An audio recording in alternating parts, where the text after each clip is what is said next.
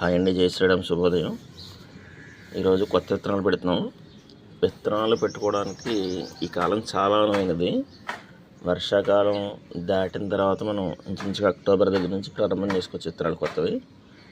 పంట అంతా కూడా వేసవికాలం వరకు సాగుతూ ఉంటుంది. ఇందులో నేను కొత్తగా తెప్పించినవి కొత్త రకాలు ఎక్కువ. ఇది జుకినీ అండి, ఎల్లో.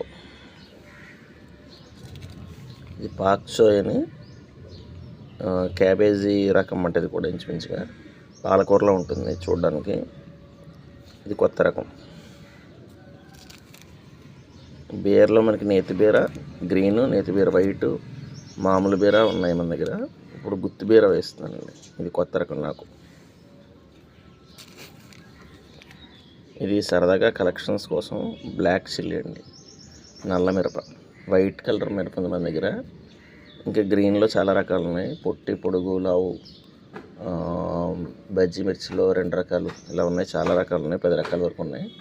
ఇది కొత్త రకం. ఇది క్యాప్సికంలో గ్రీన్ ఉంది మన దగ్గర. ఎల్లో తెప్పించాను కానీ అది వర్కౌట్ అవ్వలేదు. ఇప్పుడు ఆరెంజ్ తెప్పించాను క్యాప్సికం.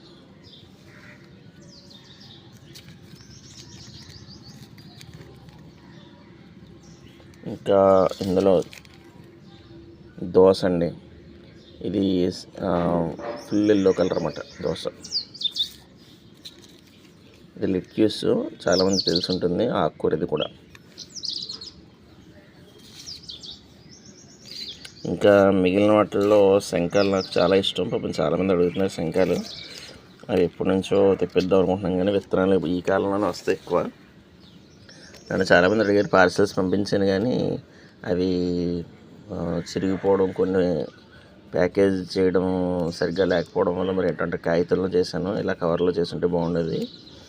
అది పోస్ట్ ఆఫీస్లో వేస్తే అది కొన్ని విడిపోయేది, కొన్ని మధ్యలో చిరిగిపోయాయి అనేది చెప్పారు పాపం. అందరికీ ఫ్రీగానే ఇచ్చాను అవి. కొన్ని వెళ్ళలేదట. సరే, ఇంకా నా దగ్గర ఉన్న వాటిల్లో 6 రకాల వరకు ఉన్నాయి. ఇవి కొత్త రకాలు. బ్లూలో డబల్ వచ్చే ర్యాక్ ఉంది. ఇది ముద్ద మట్టిది, చాలా ఎక్కువ ర్యాక్లు వస్తాయి. ఇది పింక్ డబల్. ఇది ఆసియన్ డాట్ అని చాలా రేర్ అండి. వైట్ స్కై బ్లూ మీద థిక్ బ్లూ చుక్కలు వస్తాయి అన్నమాట. ఇది బేబీ పింక్. ఇది వైట్ ముద్దండి, స్కై బ్లూ.